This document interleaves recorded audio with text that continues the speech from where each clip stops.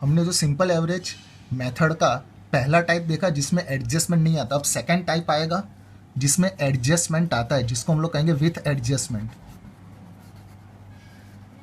तो जब एडजस्टमेंट आता है तो सिंपल एवरेज प्रॉफिट की फॉर्मूला चेंज हो जाती है। तो simple average profit is equal to, यहाँ पे लिखते थे टोटल प्रॉफिट, अब लिखेंगे total normal profit upon number of years. और फिर सेकंड स्टेप में हमें गुडविल मिल जाएगी, that is goodwill is equal to simple average profit into number of year of purchase, that is simple average profit into number of year of purchase. तो इसमें जो ये नॉर्मल प्रॉफिट है वो नॉर्मल प्रॉफिट हमें कैसे मिलेगा, तो normal profit is equal to जो पर्टिकुलर ईयर का प्रॉफिट दिया हो वो प्रॉफिट में से एडजस्टमेंट माइनस कर देने की, तो हमें मिल जाएगा नॉर्मल प्रॉफिट। तो ये एडजस्टमेंट कौन से होंगे जो हम लोग प्रॉफिट में से माइनस करेंगे, तो वो एडजस्टमेंट है, सबसे पहले प्रॉफिट दिया होगा, प्रॉफिट और loss of past year, that is before adjustment, जो हमें क्वेश्चन में दे दिया होगा। अगर ये 5 एडजस्टमेंट में से कोई पॉइंट आता है तो वो प्लस करने का, तो इसमें प्लस कौन सा करेंगे, abnormal loss, that is loss by fire और loss by theft, loss on sale of fixed assets since it is not a normal business activity, तो एबनॉर्मल लॉस आता है तो प्लस करने का, loss on sale of fixed assets आता है तो प्लस करने का, over valuation of opening stock और under valuation of closing stock plus होता है, नॉन रिकरिंग एक्सपेंस, तो नॉन रिकरिंग एक्सपेंस ऐसा कोई दिया हो तो वो हम लोग प्लस करेंगे, जैसे कि एग्जांपल मैंने यहाँ पे लिखा है वॉलेंट्री रिटायरमेंट, अगर कोई वॉलेंट्री रिटायरमेंट ऑफ पार्टनर दिया है तो वो हम लोग यहाँ पे प्लस कर देंगे। और लास्ट में capital expenditure charge as revenue expenditure, कोई कैपिटल एक्सपेंस था जो हमने रेवेन्यू एक्सपेंस चार्ज कर दिया है तो वो हम लोग यहाँ पे प्लस करेंगे। तो यहाँ पे एग्जांपल दिया है purchase of machinery wrongly debited to purchase account, हमने मशीन परचेज की थी यानी हमारा कैपिटल एक्सपेंडिचर था जो हमने गलती से परचेज में इंक्लूड कर दिया, यानी गलती से हमने उसको रेवेन्यू एक्सपेंस में इंक्लूड कर दिया।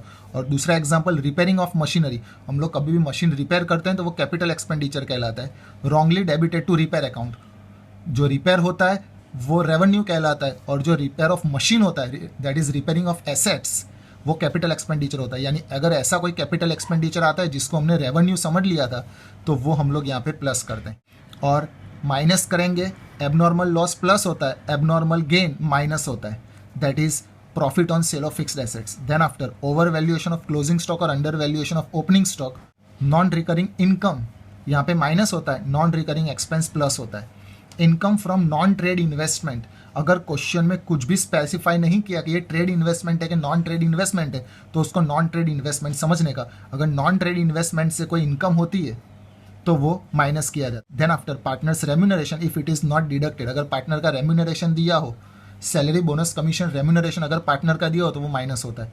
और लास्ट में any future expense like insurance premium, अगर कोई ऐसा फ्यूचर एक्सपेंस है जो हम लोग इंक्लूड करना भूल गए थे जैसे कि इंश्योरेंस प्रीमियम, तो वो भी माइनस होता है। इतनी चीज़ें प्लस होती है, इतनी चीज़ें माइनस होती है, ये पॉइंट दैट इज ये हमें एडजस्टमेंट बन के मिलेगा।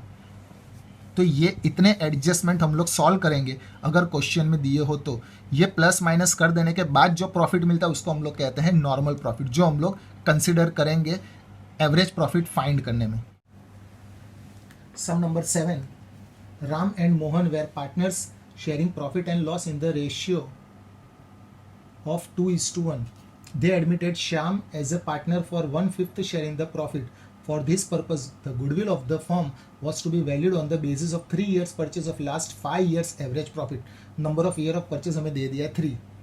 The profit of the last 5 years ended 31st March where 5 years का प्रॉफिट दिया है 1,25,000, 1,18,7500, 2019 का प्रॉफिट हमें ब्रैकेट में दिया है, अगर ब्रैकेट में कोई भी वैल्यू दी हो तो वो लॉस होता है, यानी 2019 में हमें प्रॉफिट नहीं लॉस दिया है 62500, 2020 में दिया है 1,25,000। Calculate goodwill of the firm after adjusting the following, हमें एक एडजस्टमेंट दी है, द प्रॉफिट ऑफ 2016-17 यानी एंडिंग ईयर 2017 हुआ, यानी इनडायरेक्टली ये हुआ हमारे लिए 31 मार्च 2017, यानी सेकेंड ईयर में हमें कहा है was calculated after charging 25,000 for abnormal loss of goods by fire. Abnormal loss दिया हो तो प्लस होता है, दैट इज सेकेंड ईयर में हम लोग प्लस करेंगे 25,000। एडजस्टमेंट प्लस माइनस करने के बाद जो हमें मिलता है उसको कहते हैं नॉर्मल प्रॉफिट।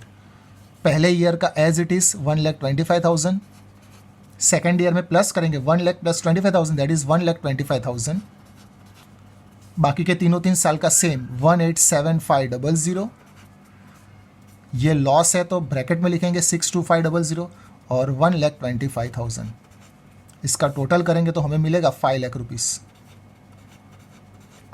तो फर्स्ट स्टेप में हमें मिलेगा सिंपल एवरेज प्रॉफिट। तो simple average profit is equal to total normal profit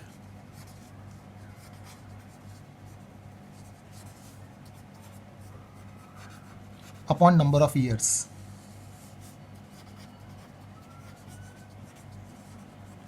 that is total normal profit हमारे पास 5 लाख है, तो 5 lakh divided by number of years 5, तो हमें एवरेज प्रॉफिट मिलेगा दैट इज़ 1 लाख। और सेकंड स्टेप में हमें गुडविल मिल जाएगी, that is goodwill is equal to simple average profit into number of year of purchase.